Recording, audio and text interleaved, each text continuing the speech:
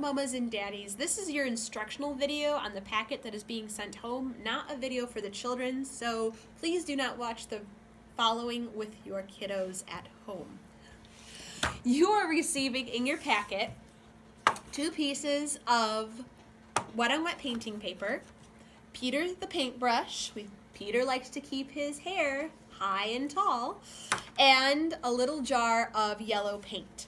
Now, what you will need for your child to paint at home is a glass jar.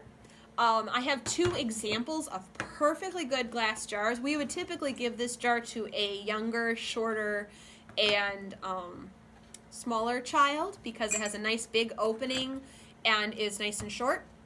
Whereas this is a jar we would give to a 5-year-old. It's much taller, it's harder to navigate, and it has a smaller opening. You can use any glass jar that you have at home. This is a good time to pull out those jars left over from your pasta sauce. But the only thing I ask is that you do not use something that has opaque sides, because the children's experience of seeing the paint in the water is part of the sensory experience, and that's really important in this whole process.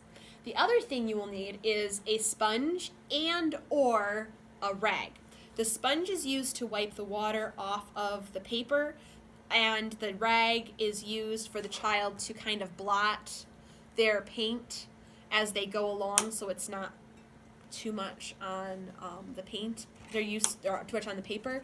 They are used to having a cloth, but you could also use a piece of sponge, is completely fine. So the first thing you'll want to do is and you'll also need either a tub that the paper fits into flat, or you can fill up your kitchen sink as long as you've cleaned it out really, really good beforehand.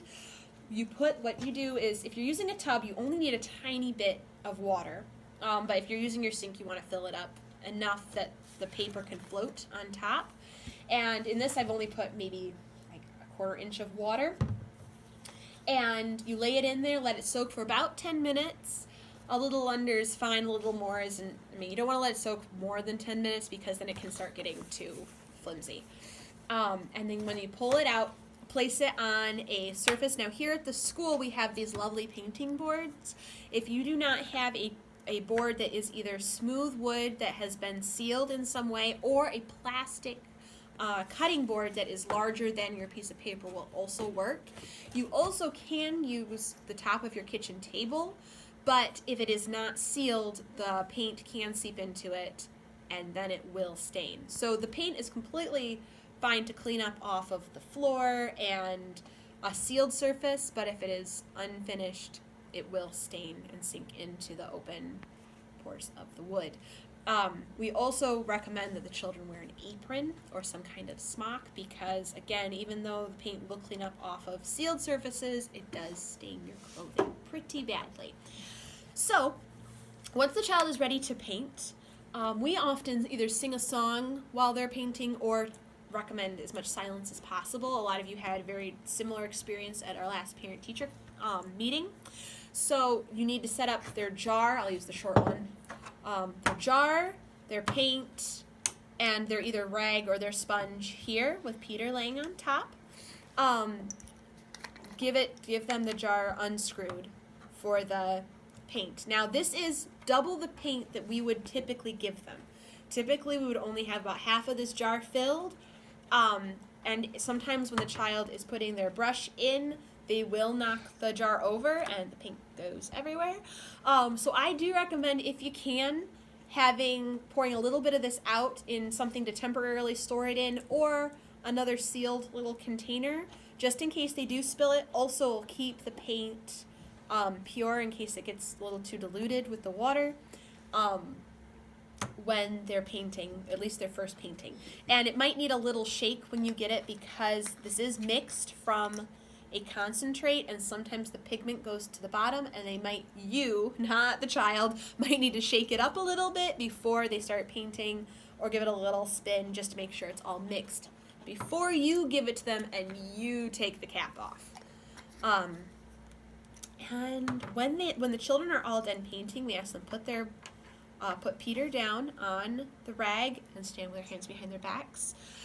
They might want to put their name down in the corner with the back of their paintbrush. That's fine. That's what we do at school. And when they're all set from painting, please make sure that you encourage them to paint cover the whole paper. That's what we do at school. And when they go to wash their paintbrushes, they all do it on their own, so they'll know what to do. But just in case they forget, they take their pointer and their thumb, and they just pinch and very gently wash out Peter's hair. Also, another thing is sometimes when they get really excited, they'll start scrubbing their painting, or they'll really kind of push in too hard. And we try to check on their grip for the paintbrush, make sure they're not holding it like a fist. And also we just tell them gently, so they're painting lightly and not pushing their brush into the paper, because that will damage the painting and the brush. And I think that's everything. So I hope you all have a wonderful experience painting at home.